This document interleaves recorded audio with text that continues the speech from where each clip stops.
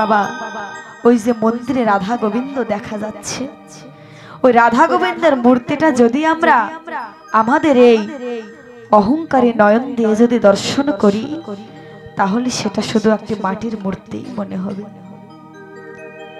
আর যদি কোনো ভক্ত একবার ভজনের নয়ন দিয়ে, উপাসনার নয়ন দিয়ে, অনুরাগের নয়ন দিয়ে যদি দর্শন করে, তাহলে নির্ময় মূর্তি তখন চিন্ময় রূপ ধারণ করবে।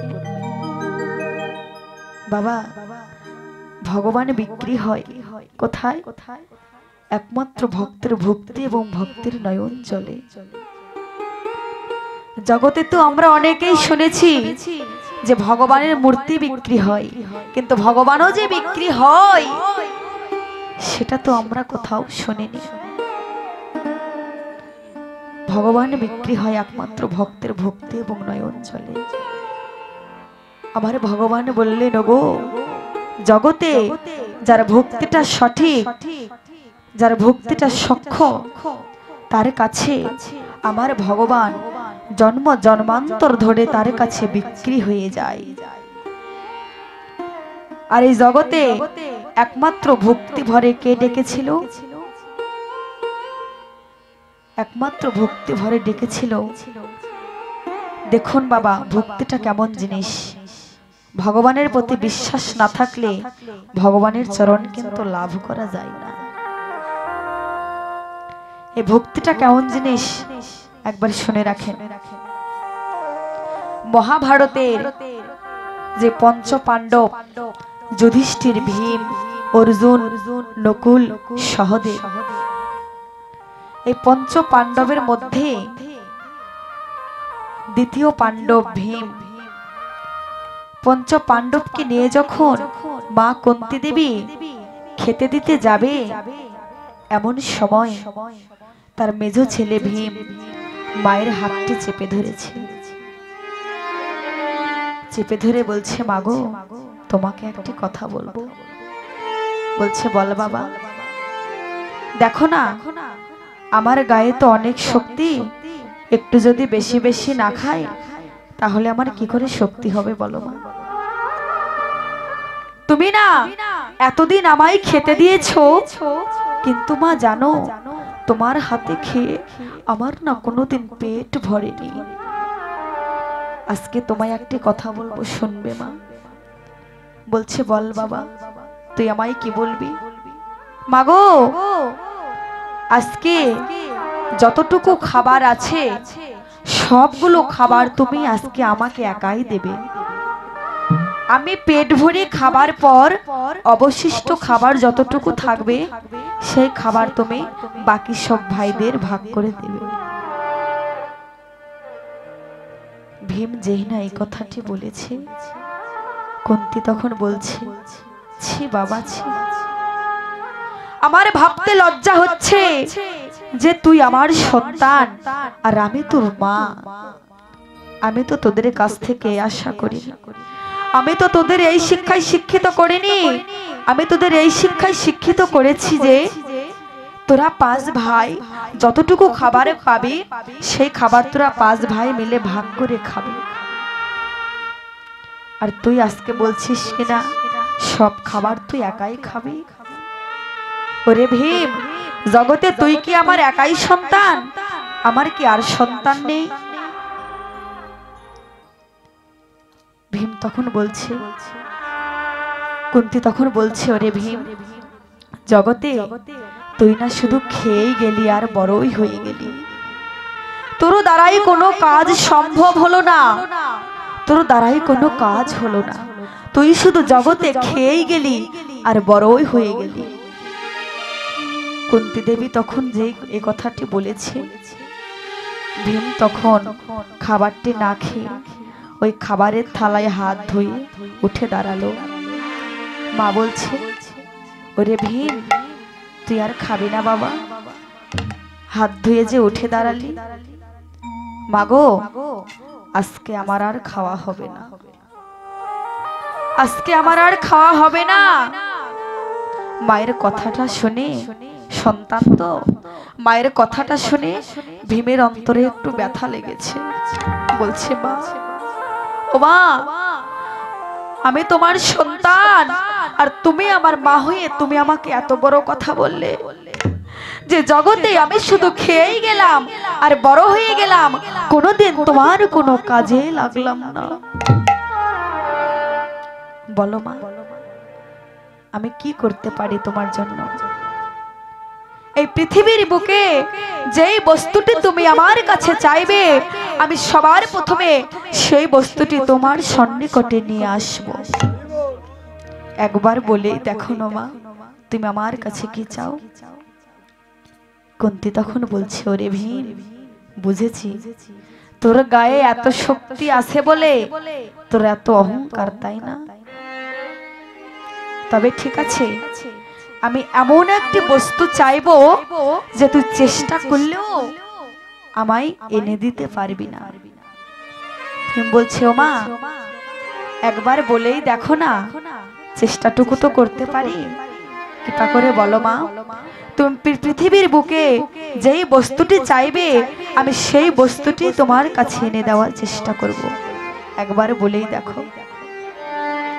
কুন্তী তখন মনে মনে ভাবছে, এমন একটা বস্তু চাইবো তুই চেষ্টা করলেও এনে দিতে পারবি না, সেটা কি না? এক্ষুনি এই মুহূর্তে কৃষ্ণ হস্তিনাপুর ছেড়ে কুন্তীর চরণে প্রণাম করে বলে গেছে, পিসিমা, পিসিমা, আমি না অনেক দিন হইতে হস্তিনাপুরে থেকে গেলাম, তো আমার দ্বারকার কিছু কাজের কথা মনে পড়ে গেছে।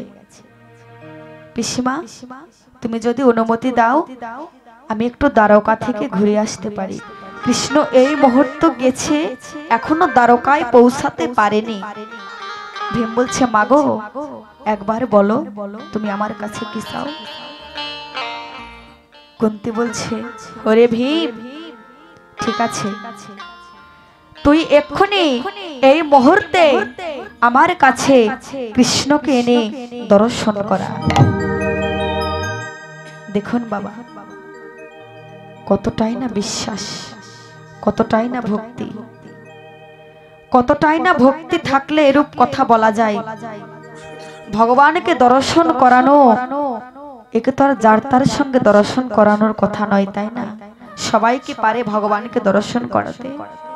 জগতে একমাত্র তারা ভক্তিটা সক্ষম, যার ভগবানের প্রতি বিশ্বাস আছে, সেই কেবল ভগবানের সঙ্গে দর্শন করতে পারে।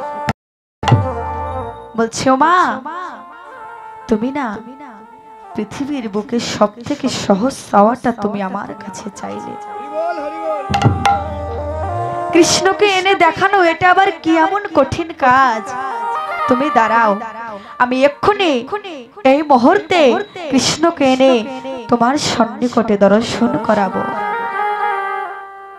মায়ের কথাটি শুনে ভীম তখন দৌড়ে গিয়ে তার ঘর থেকে 80 মণ ওজনের গদাটির ওজন হচ্ছে 80 মণ, আর ভীমের গায়ের শক্তি হচ্ছে 80টা হাজার হাতির শক্তি হচ্ছে ভীমের গায়ে আছে।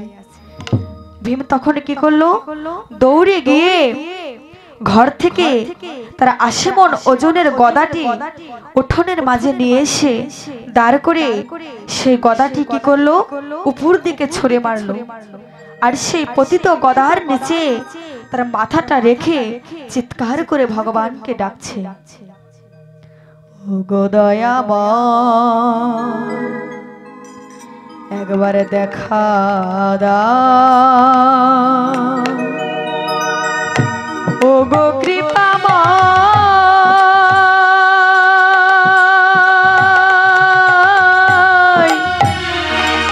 একবার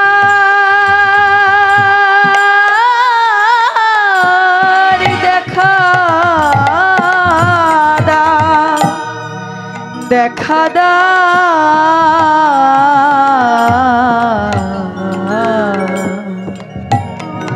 ও গো দয়াময়, তুমি নাকি ভক্তের ভগবান, ভক্ত ডাকলে তুমি নাকি দূরে আর থাকতে পারো না। প্রভু, তুমি একবার দেখা দাও। এই বলে ভীম তখন মধুসূদন মধুসূদন বলে চিৎকার করে ডাকছে। ওহে বিপদ ভঞ্জন মধুসূদন একবার দেখা দাও। ভীম যখনই মধুসূদন মধুসূদন বলে ডাকছে তখন ভগবানের কর্ণে তারা ডাকটি প্রবেশ করে গেছে। এইদিকে কৃষ্ণের চরণ ধোবে বলে সত্যভামা রুক্মিণী জল নিয়ে বসে আছে। রুক্মিণীকে বলছে, রুক্মিণী আমার আর চরণ ধুয়ে কাজ নেই। বলছে, কেন প্রভু, কি হয়েছে? আমি কতদিন পর তোমার চরণ ধোয়ার জন্য জল নিয়ে বসে আছি, কিন্তু তুমি বলছো আমার আর চরণ ধোয়া হলো না। রুক্মিণী, ওই যে দেখো, তুমি শুনতে পাচ্ছ না? পঞ্চ পাণ্ডবের মধ্যে দ্বিতীয় পাণ্ডব আমাকে মধুসূদন মধুসূদন বলে ডাকছে। ভক্তের বিপদের সঙ্গে ভক্তের পাশে গিয়ে যদি আমি না দাঁড়াই, তাহলে কি ভক্ত কি আমার কথা মনে রাখবে? রুক্মিণী, আজকে থাক, আজকে আমার আর চরণ ধুয়ে কাজ নেই। এই বলে কৃষ্ণ তখন দৌড়ে এসে ভীমকে বলছে, ওরে ভীম, তুমি মরো না বন্ধু, তুমি মরো না। তুমি যদি মরে যাও তাহলে দুঃশাসনের উরু বধ করবে কে? দুর্যোধনকে শাস্তি দিবে কে? তুমি মরো না বন্ধু, তুমি মরো না। এই বলে কৃষ্ণ তখন কুন্তী দেবীর সামনে এসে দাঁড়িয়েছে। দেখুন তার ভক্তির কতটা জোর, কতটা বিশ্বাস। ভগবান এসে ভীমের ডাক শুনে কুন্তী দেবীর সামনে এসে দাঁড়িয়েছে। যেই না দাঁড়িয়েছে, ভীম তখন বলছে, মা গো, ও মা, তুমি আমায় বলেছিলে না জগতে আমি শুধু খেয়েই গেলাম আর বড় হয়ে গেলাম, জীবনে কখনো কোনোদিন তোমার কোনো কাজে লাগলাম না। ও মা, এই যে দেখো, আমি তোমার কৃষ্ণকে তোমার সন্নিকটে এনে দাঁড় করিয়েছি। কুন্তী দেবী তখন বলছে, বাবারে, আমি যদি তোর মা না হতাম তাহলে তোর চরণ ধরতে দূরে আমি আগে ক্ষমা চাইতাম, কিন্তু আমি যে তোর মা, তোর চরণ যে ধরতে পারবো না, তাই তোর হাত দুটো ধরে আমি বলছি, ওরে ভীম, এই যে তোর যে বিশ্বাস, তোর যে ভক্তি, এই ভক্তি, এই বিশ্বাস যেন জীবনে কখনো কোনোদিন না ভাঙে। এই ভক্তি, এই বিশ্বাস যেন সারাটা জীবন তোর অটুট হয়ে থাকে। তাই গৌর হরি বল, হরি বল। ভীম তখন বলছে, প্রভু, প্রভু গো, জানি না আমার এমন পূর্ব জন্মের স্বীকৃতি নেই যে আমি তোমার চরণ লাভ করতে পারবো, তবুও বলছি এ জন্মে নয় প্রভু গো, যদি পরবর্তী জন্ম থেকেই থাকে, আমার এমন পূর্ব জন্মের স্বীকৃতি নেই যে তোমার আমি চরণ লাভ করতে পারবো, তবুও তোমার চরণ ধরে মিনতি করে বলছি, প্রভু, শুধু এ জন্মে নয়, প্রতিটা জন্মে জন্মে তোমার ভক্তের যেন চরণ ছাড়া। তাই গৌর হরি বল, হরি বল। আমি যেন হই না প্রভু, প্রভু গো,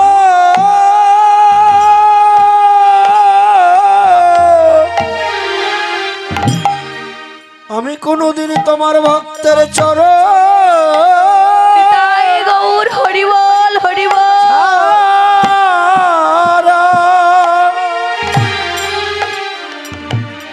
ছাড়া হই না যেন।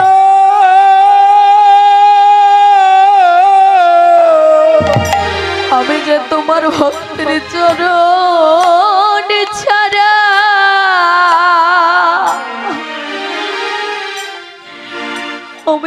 হই না প্রভু তোমার চরণ পেলে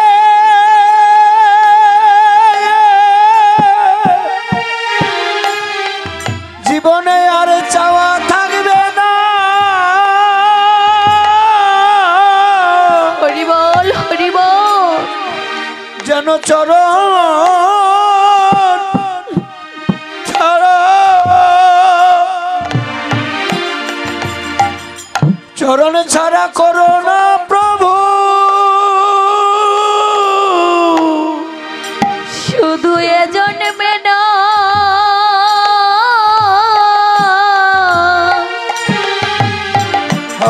প্রতি জন্মে জন্মে তোমার ভক্তের চরণ ছাড়া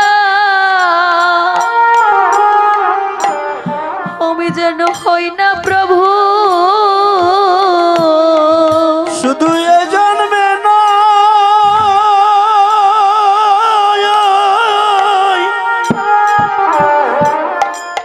প্রতিটা জন্মে জন্মে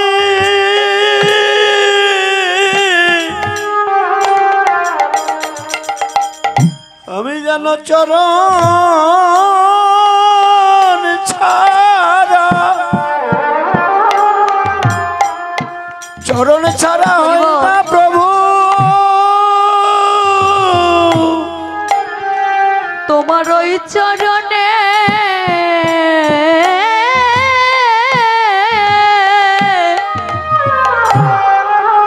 আমার এই নিবেদন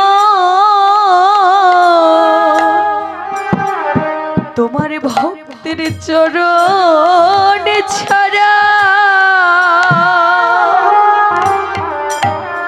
যেন কোনোদিন হই না প্রভু। শুধু এ জন্মে না হরি বল হরি বল হরি বল।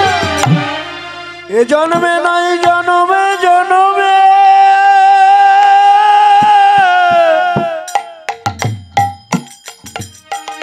তোমার ভক্তের চরণ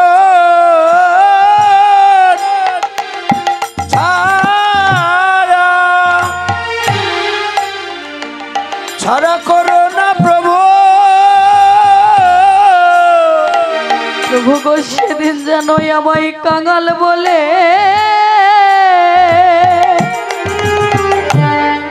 তুমি আমায় ফেলে দিও না। সেদিন কাঙাল বলে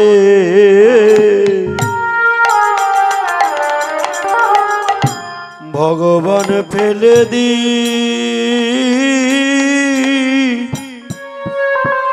ফেলে দিও না গো। সেদিন কাঙালে বলে তুমি ফেলে দিও না। তোমার চরণের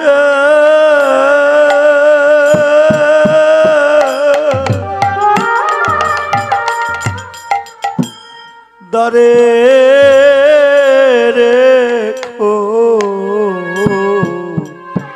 হরি বল হরি বল। তুমি কাঙাল বলে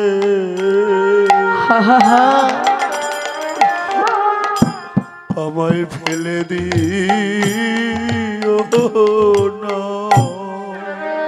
জগতে আমি বড়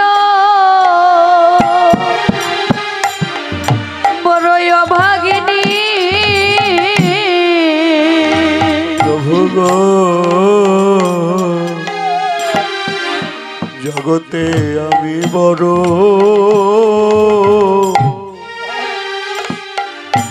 বড়ই অভাগিনী। গোবিন্দ আমি যে শত জনমে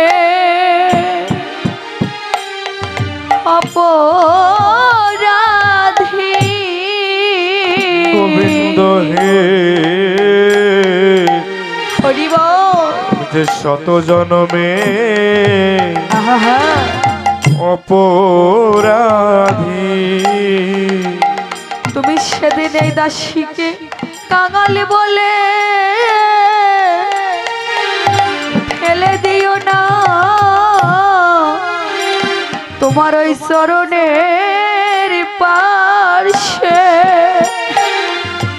আমায় একটু জায়গা দিও। কাঙাল বলে নিতাই গৌর হরিবল। আমায় ফেলে দিও না, শুধু এ জানবে নাই জনমে জানবে তোমার চরণের পাশে একটু জায়গা দিও। যেন কাঙাল বলে ফেলে দিও না। যদি ফেলে দাও প্রভু তোমার চরণে ফেলো। তুমি কাঙাল বলে ফেলে দিও না।